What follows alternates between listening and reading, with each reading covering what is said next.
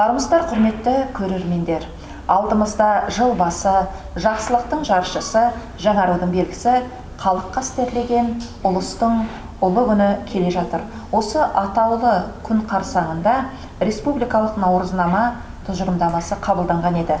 Осы наурызнама тұжырымдамасы бойынша бүгін 17 наурыз шаңырақ күні деп аталып өтіп жатыр. Жалпы шаңырақ деген сөз қазақта киелі сөз. Шаңырақ сөзі отбасы деген мағынаны білдіреді.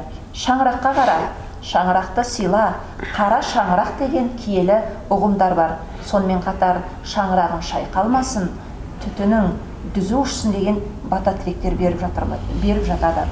Енді осы атаулы күнге орай біздің кітапханамызға арнайы құрметті қонақтар шақырылып отыр. Сіздерге таныстыра кетейін. Бүгін бізде қонақта қоғам қайраткері, Қазақстан Республикасының мәдениет қайраткері, Өскемен қалалық ардагерлер кеңесінің орынбасары Ақанов Сағынбек аға және ол кісінің жұбайы Күлипа Шәмеқызы. Қош келдіңіздер. Көңіл күйлеріңіз қалай? Жақсы. Қалай жеттіңіздер? Жақсы. Бәрі жақсы. Енді аға, бүгін міне шаңырақ күні деп айтып жатырмыз. Осы күн туралы жалпы естуіңіз бар ма? Шаңырақ туралы естіген көп қой. Биылғы мына мерекеге негізгі тақырып наурызнама. Наурызнама биыл бірінші рет өтіп отыр. Наурыздың 14-нен 23-не дейінгі аралық.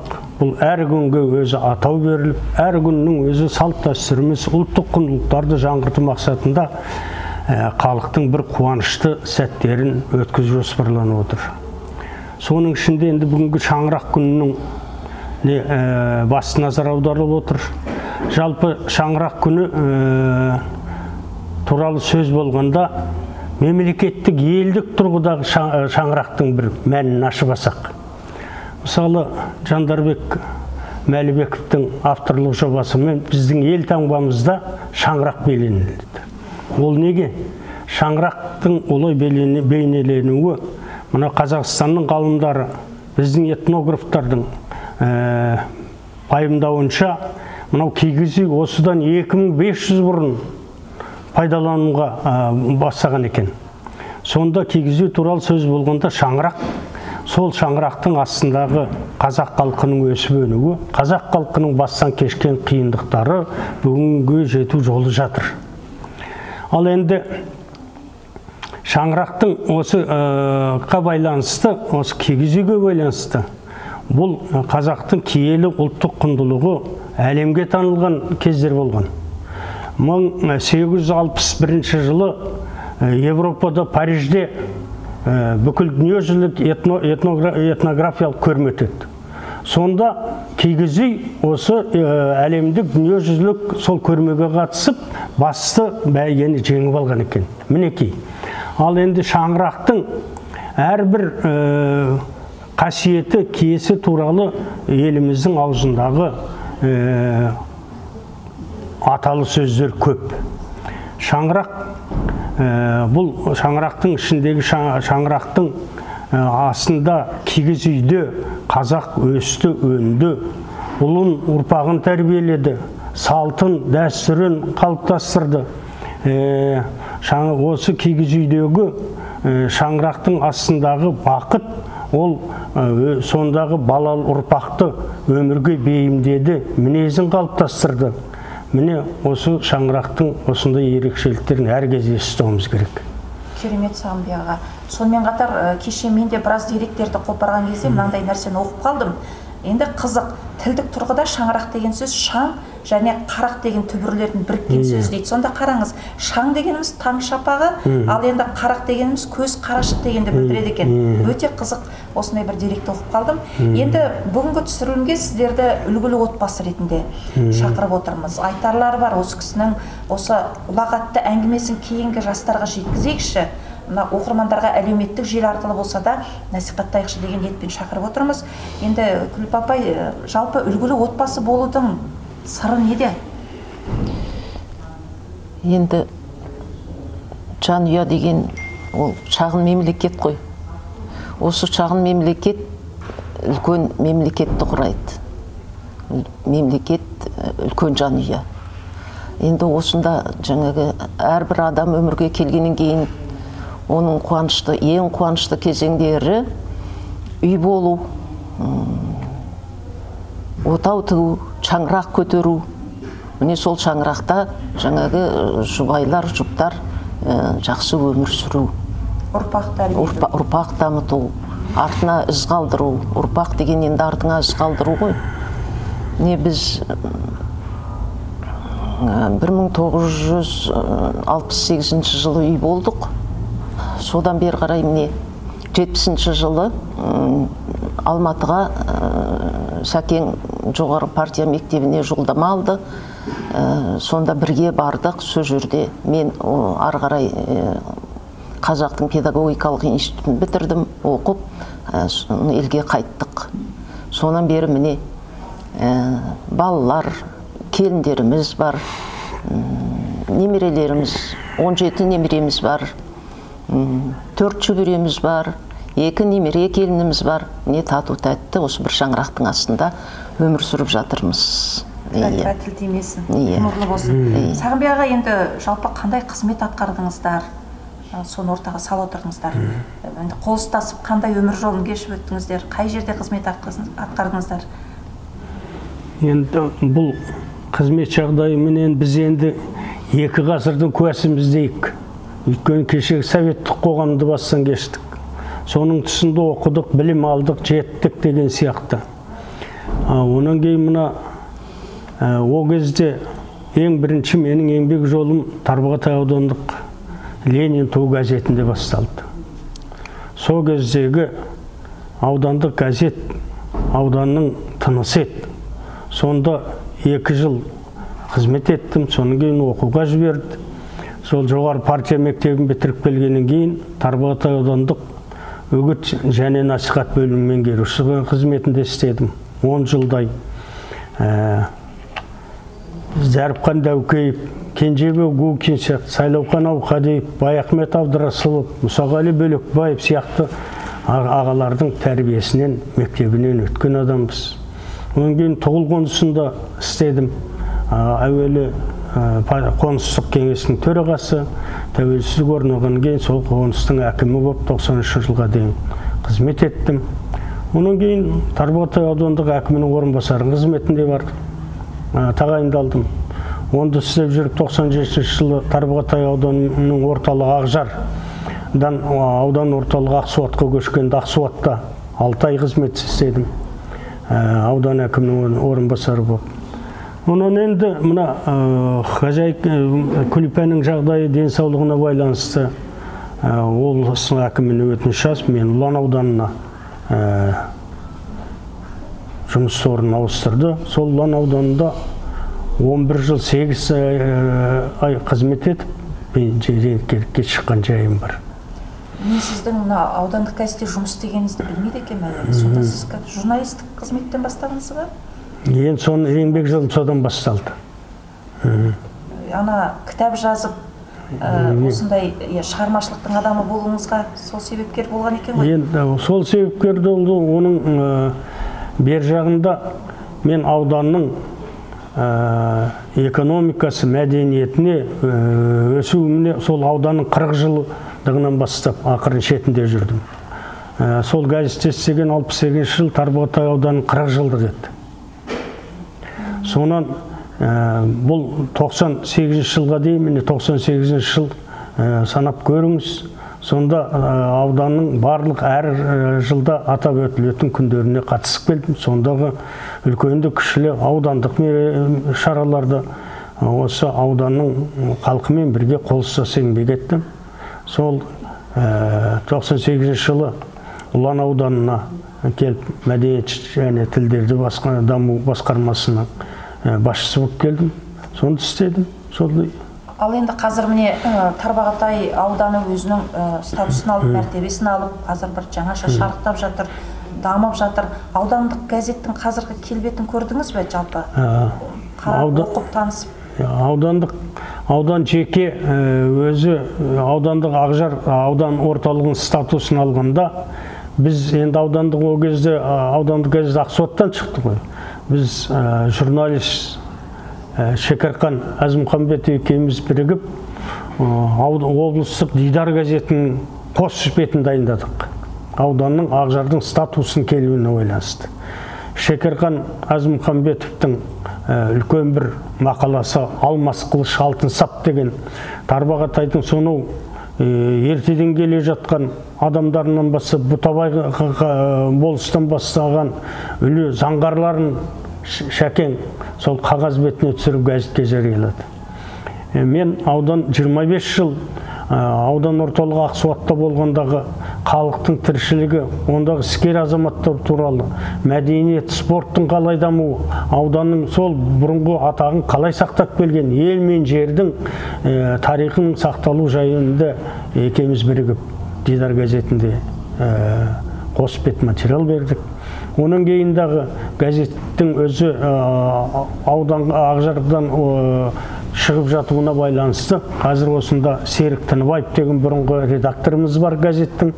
Сол арқылы содан кейін мына аудандағы азаматтармен байланыса отырып газеттің ауданның тіршілігіне әлі үн қосуды біз тоқтатқанымыз жоқ. Ойымызда, менің ойымда сол Тарбағатайдың өткеннен бастап бүгінгі күніне дейінгі бір жолын жақсылардың кеудесі алтын сандық деген тақырыппенен бір естелік мақаламды жазу үстіндемін. Енді қаламыңыз суымасын, шарықтай берсін, ойға алған істеріңіздің барлығына сәттілік тілеймін. Жалпы енді Күліп апай, сізден сұрағым келеді. Қазіргі заманда бір мына отбасында бір ажырасып кету оңай нәрсе болып кетті ғой, отбасын сақтап қалу деген жоқ. Енді ер азаматтың тілін табу, осы отбасы татулығын сақтау ол әйел адамның қолында ғой. Мына кейінгі сіңілдеріңізге, жастарға қандай ақыл айтар едіңіз? Енді әркімнің пешенесіне жазылған адал жар қосағы болады ғой. Жақсы ма, жаман ба, сізге бұйырған сол. Сонымен арғалай тіршілік ету өз қолыңызда. Мен де солай ойлаймын. Әйел қауымы бір қолыменен баланы бесікті тербетсе, екінші қолыменен әлемді тербетеді деген ғұламалардың сөзі бар ғой. Әйел адам осы отбасының шаңырақтың ұйытқысы болса, жағдайын жасап, жаңағы түсіністікпен қарап, бірін-бірі сыйлап, міне күнделікті өзі тіршілікте тұрғанда әлгі қайырлы таң деп, шығып бара жатқанда жолың болсын деп, келе жатқанда қуанып алдынан шығып қарсы алып, соның өзі бір бізге үлкен бақыт, балаларға үлгі, өнеге. Біз қазір енді екеуміз кенже баламыз Досжанның қара шаңырағымыздың қолында солармен бірге тұрамыз. Әйгерім деген келінім, 2 тәп-тәтті немереміз бар. Енді біз өзіміз қазір осы іс әрекетімізбенен, мінез құлқымызбенен балаларымызға жаңағы үлгі көрсетіп отыруға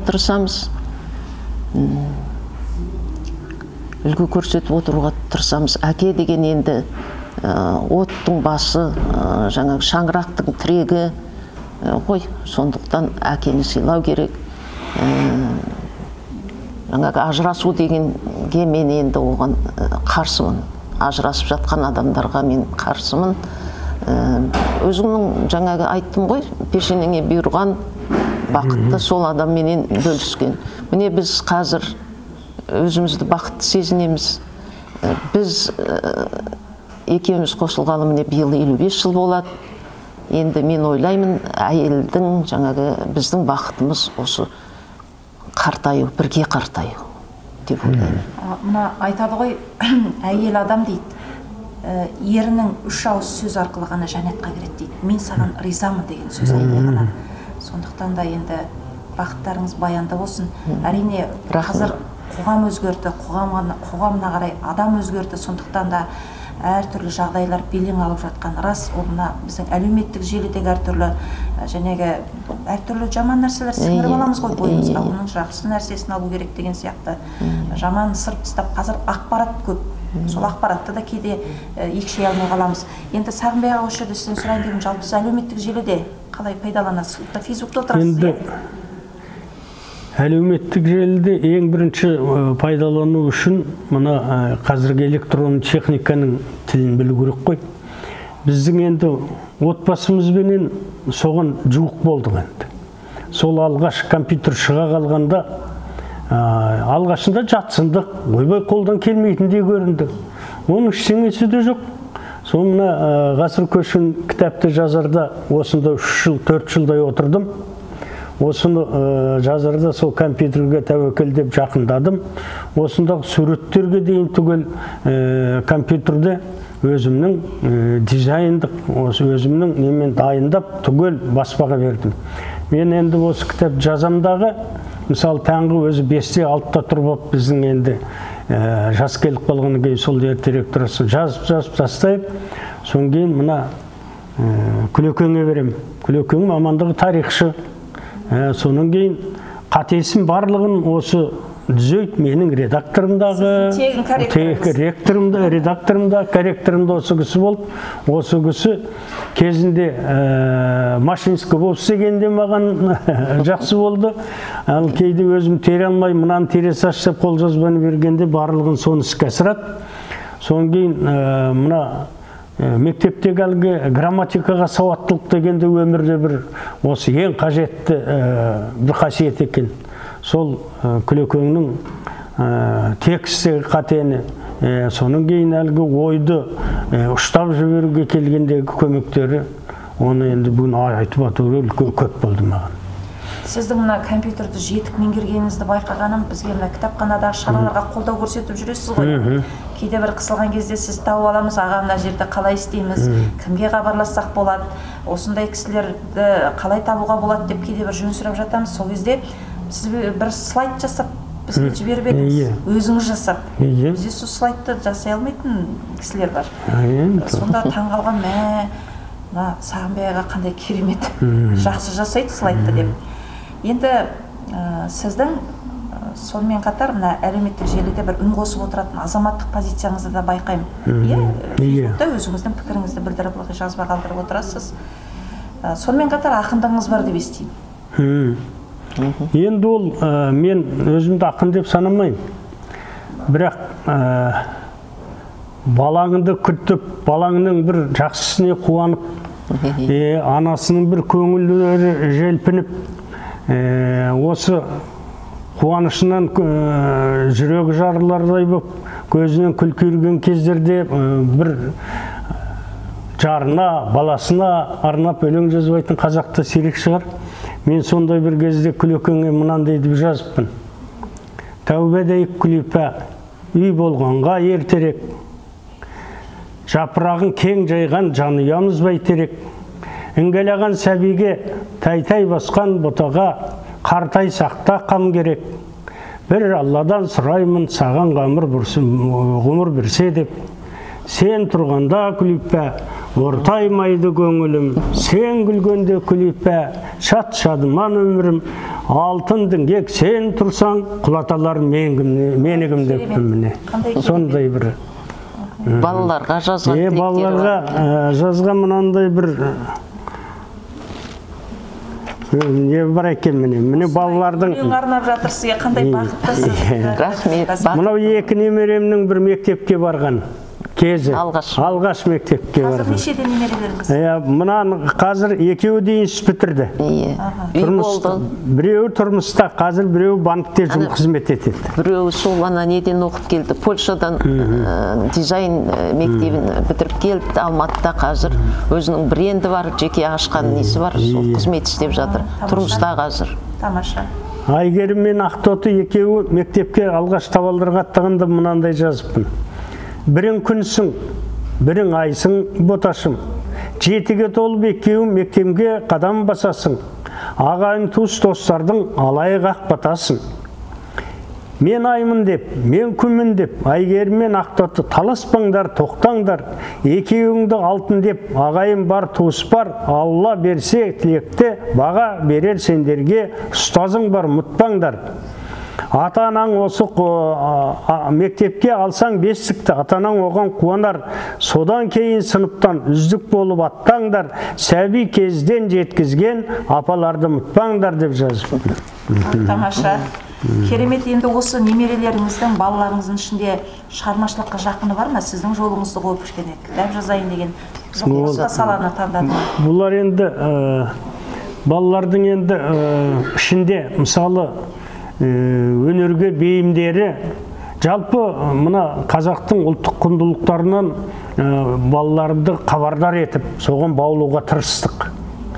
Мысалы балалардың көбі бәрі домбыра тартады, біледі, домбыра тартады. Ана Айгерім бастады. Міне қазір Аяулым Дарқанмен Бақытгүлдегі.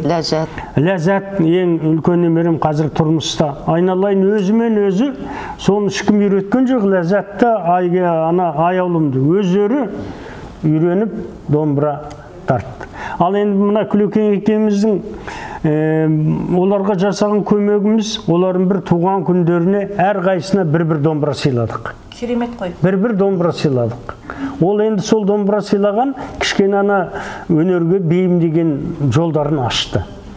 Бір қызым Анел мысалы биге барады қазір, Астанаға сол би тобымен барып жүр.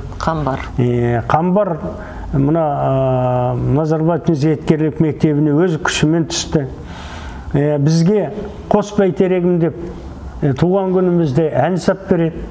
Бұқым мектептің, 46-шы мектептің, зияткерлік мектептің мына сол сахнасынан түспеген менің құлыншақтарым. Тамаша. Енді оның бәрі сіздің берген тәлім-тәрбиеңіздің жемісі деп ойлаймын. Мына туған жердің малтасын ұстап көрмеген баладан без демекші, өзінің ұлттық домбырасын қастерлеп жатқан бала, енді ол ойлаймын ар жағында негізі бар, тамыры бар, не нәрсе тамырдан ғой. Сондықтан да балаларыңыздың амандығын тілеймін. Және өзіңіз айтып жатырсыз, мына домбыра сыйлау деп, осы дәстүрді де басқа отбасылар енгізсе өзіне, әр немересіне домбыра сыйласа керемет үрдіс қой. Содан кейін сіздерге бір сұрақ қояйын деген, әрбір отбасында бір өздерінің дәстүрі болады. Және домбыра сыйлау ол сіздердің дәстүрлеріңіз, өздеріңіздің отбасылық дәстүрлеріңіз. Одан басқа қандай да бір бар ма, бір осындай ұлттық дәстүрлеріңіз? Соны бір мерекелерде жасайсыз, болмаса жай күндерде отбасыларыңызда ұстанатын? Біз енді екінші бір ол менің өмірдегі хоббиім, бір жақсы көретінім, мен бала күнімнен 5 жасымнан атқа мініп өскен адаммын. Мен енді балаларымның бәріне бір-бір тайын атадым. Әр қайсысына өзі 5 шаңырақ, 5 отау бар ғой. Бәсіре. Соларға сол тайларын үйретіп, соны жайлауға шықсамдағы өзінің жасына қарай, міне 6-7 класстан бастап жанымнан тастамай ертіп жүрем. Осында бір сурет болу керек. Балаларымның атқа түскен, мінген, ертіп жүрем. Ол балаларыңыз, немерелеріңіз? Түгел немерелерімді бәрін түгел сол атқа үйреттім, бәрі мінеді. Өздерінің тайлары бар, мысалы, атаған соларын ат қойып жүреді. Соң кейін енді балаларымды жайлауға апарам, елді көрсетіп. Ол үшін сонда ауылға бара ма? Мына Алғабаста жолдастарым бар, достарым бар. Соларменен барып балаларды атқа үйреттім. Бұл соған өздері мінгеніне бір үлкен немерем Ерасыл деген жайлауға барып атқа мініп келгенде әке шешесін айтатын көреді, Дәрмен мен Сандуғашқа. Папа, мама, өмірдің бақыт атқа мінген екен деп. Міне, осындай енталы. Бекзат екеуі, ат құмар, Бекзат екеуі. Бекзат деген немереміз. Бекзат мына ат спорты қаланың іргесінде болды ғой. Ат спорты мектебі. Сонда тұрақты барып, қыстың күні аязда барып, сол атқа мініп сөйтіп жүретін бала болды. Ат құмар болды. Тақымы аттан түспеген қазақтың ұрпағымыз ғой, былайша айтқанда. Аттан қалай түсті, қазақтың мына рухы төмендеп бара жатқан содан ба деп ойлаймын. Керемет, енді ол аттың үстінде рухтанады ғой, әсіресе ер бала. Сосын мына мереке, қазақтың дәстүрлі мерекелерін барлығын осы балаларымызбен, немерелерімізбен, шөберелерімізбен атап өтіп отырамыз. Ешқайсысын қалдырмаймыз. Наурыз, мына алғыс айту күні, туған күндері барлығында сол балаларымызбенен. Ал енді қандай ұлттық тағамды жасағанды жақсы көресіз өзіңіз? Біз енді қазақтың өзінің ұлттық асы жаңағы ет, бешбармақ дейді ғой, енді ет пісіру, сірне жасау. Бұлар жазда өздерінің жаңағы шатырлары, нелері бар, көлге, таза ауаға шығып тұрады. Барлығы жиналып, түгел өздері. Қалай демалыс болды, ұлдарымыз да, келіндеріміз де бала шағасын ертіп, бізді ертіп, сол табиғатқа шығамыз. Тоқсын қосымша, Аллаға тәубе, мен босағамда аттаған келіндерімде қол шебер болды. Мына қайсысы болсын, үлкен келінім, мысалы, Айнұрдың да, ана Бақытгүл, Сандуғаш, Меруерт, қолындағы Айгерім. Қолындағы Айгерім менің ең сүйікті жасайтын тамағымды дайындап қояттағы. Мынау менің сүйікті тамағым, оны алдыма қойып, балалардың бәріне бейімдеп сөйтіп отырады. Ол қандай тағам екен? Ол ана не жасайды? Ірімшікпенен пирог жасайды. Мен соны жақсы көрем өзім. Бәрін істейді. Бәрін істейді. Тәубе Аллаға. Неше түрлі тамақ істейді. Бәрі солай. Өте жақсы жалпы. Текті жердің балалары бәрі. Разымыз Аллаға. Алла тағала жылағанға бермейді, Алла тағала сұрағанға бермейді, Алла тағала ниетіне қарай береді дейді ғой. Енді өздеріңіздің сол ниеттеріңізге қарай бақыттарыңыз осындай келіндер бұйыртып отырған шығар. Жалпы енді отбасы бақыты дегеніміз ол бір сондай керемет, күрделі нәрсе емес. Біз анау ғаламшардан бір керемет нәрсені күтеміз. Бақытты болсақ екен, бақыт берсек екен. Бақыт дегеніміз осы қарапайым өміріміз. Көп деген мына әйел заты әсіресе жастар соны түсінбей жатады. Бақыт деген қасымызда жүрген жұбайларымыз. Бақыт деген қасымызда, маңайымызда жүрген балаларымыз. Кейде сол бардың қадірін білмей жатамыз. Сонан кейін барып Алланың сынағына тап болған кезде барып өзіміздің тәубамызға келеміз. Сондықтан да енді сіздердің мына әңгімелеріңізді тыңдап, өзім де шабыттанып, қанаттанып отырмын. Япырмау, мен де балама домбыра сыйласам екен деп өзімді ойлап қоямын. Дұрыс жаным. Мұқағали мысалы, ең бірінші баласы туғанда қалай толғанған деңізші міне. Я Алла, көрдім бе, көрмедім бе? Я Тәңірім, бердің бе, бермедің бе? Шырылдаған даусыңнан айналайын дейді. Қыз болсаң сен, қырымдағы құралайымсың. Ол болсаң сен, менің алдағы мұрагерімсің деп жырлаған Мұқағали. Қараңызшы міне. Сол сияқты әр баланың қуанышы, сол тұңғышты көріп, біз дағы қуандық. Сол тұңғышымызды тастамай жүріп оқыдық. Өмір ылғи тек жақсылықтан, қуаныштан тұрмайды ғой. Сол 8 айлық баламен жүріп, оқуға бардық, пәтер жалдап тұрдық, қиындықты да көрдік, оны жұмыс істедік қоса.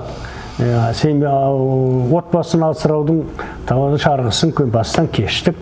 Бірақ соның еңбекқорлықтың, өмірге талпыныстың нәтижесін Алла біздің алдымыздан сыйластықтың бір құрметін көрсетті. Тәубе. Ең басты төзімділік дейсіз ғой, не нәрсеге шыдау керек, төзімді болу керек, сабырлы болу керек.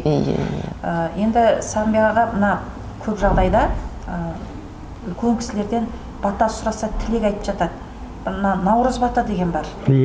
Сізден бір бата сұрасам? Жарайды. О Құдайым оңдасын, Қызыр бабам қолдасын, ұлысы оң болсын, ақ мол болсын. Шығыс қазыналы, шығыстың халқы бақты болсын. Төрт түлігіміз ақты болсын. Әр шаңырақтан құт кетпесін. Ұл қыздарымыздан бақ кетпесін. Күн тәңірім күркіре, жер тәңірім дүркіре. Табысты Алла жерден бер. Диқанның ырысын бер, төрт түліктің өрісін бер, кеншінің қазынасын бер. Ай тәңірім, күлімде, өркенделгі өмір басқан қазақ халқына айдай сұлу өмір бер. Айтқаныңыз келсіз, біздің көрермендерге, тыңдап отырған оқырмандарға бір тілегіңізді арнасаңыз. қандай өсиет айтар едіңіздер? Өмірде енді жас кек қалды. Сол ағалық жастың қарттығында отырмыз. Мен айтар едім, өмірдегі әр пенде жас бол, кәрі бол, өмірдің ағысына қарай көз қарасты өзгертіп отырып, талпынып отыр жаңалығына, қалмай жаңалығынан, соған өзіңнің үлесіңді қосып, ұрпағыңды соған бейімдеп қалыптастыра білудің көп маңызы зор. Әсіресе міне жастарымыздың болашағы зор, өркенделдің өрінде осы жастарымызға, ұл қыздарымызға бақытты өмір тілеймін. Мына жаңа заман деп жатырмыз, әділетті қоғам дейміз. Соған сай еңбекпенен, білімменен, осы ағайындық сыйластықпенен өркенделдің өріне осындай ұйымшылдықпен, бірлікпен басса деген ниеттемін. Айтқаныңыз келсін. Жалпы бүгінгі міне 17 наурыз шаңырақ күніне өздеріңіздің алтын уақыттарыңызды қиып, осылай біздің өтінішімізді жерге тастамай келіп сұхбат бергендеріңіз үшін алғысымды айтамын. Сіздерге тек қана жақсылық тілеймін. Жер бетіндегі барлық жақсылық сіздердің шаңырақтарыңыздан табылсын. Әр күндеріңіз сәттілікке толы болсын, ұрпақтарыңызбен ғұмырлы бола беріңіздер. Рахмет. Рахмет жаным, өздеріңіз де мерекелеріңіз. Сіздерге де бақыт тілейміз.